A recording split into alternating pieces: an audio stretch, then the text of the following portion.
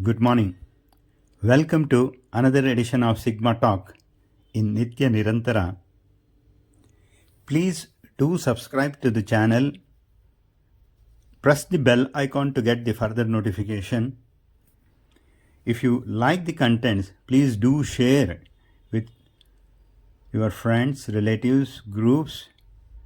Most importantly, give the feedback to improvise.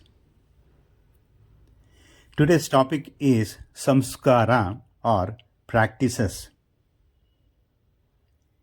We always use religious practice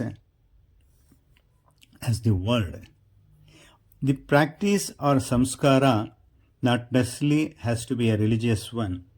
The set of rules followed by a community or a state or a religious group forms the basis and identity of that particular sect, religion or group or the country.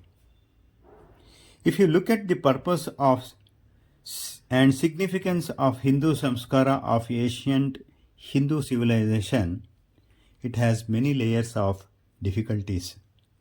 The reason for a particular samskara or the practice, under what circumstances they were written, is buried deep, thick in the crust of ages. The mess or the mass popular superstitions are also associated with it. It requires a very good imagination and thorough knowledge of the facts. The most stubborn difficulty is the modern mind, which tend to say all old customs are superstitious, and the present mind is materialistic one. It is this impatience of understanding the strict discipline and characteristics of ancient religions one has to overcome.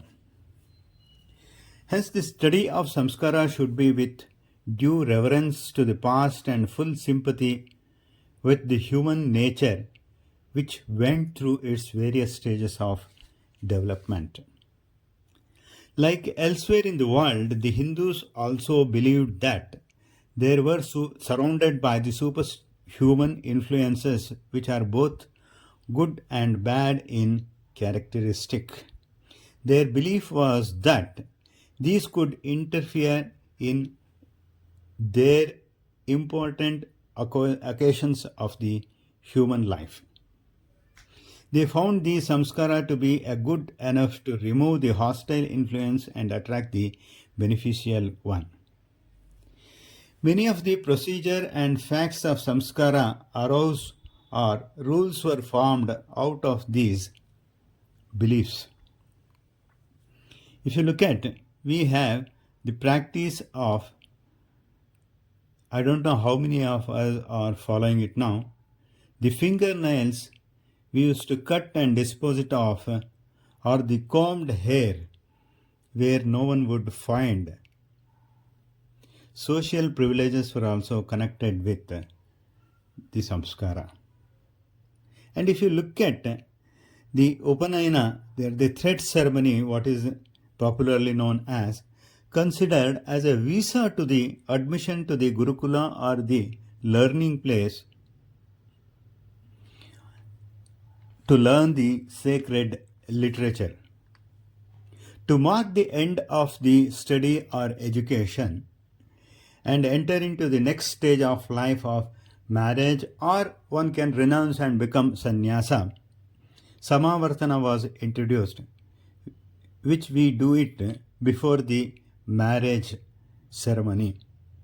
Now, at our respective houses, every Hindu does this, and the name may be different one. The ultimate goal of these samskara is to attain the truth or the status of Rishi, and to some the moksha. We have to see these samskara never end themselves. They grow and ripen into moral values.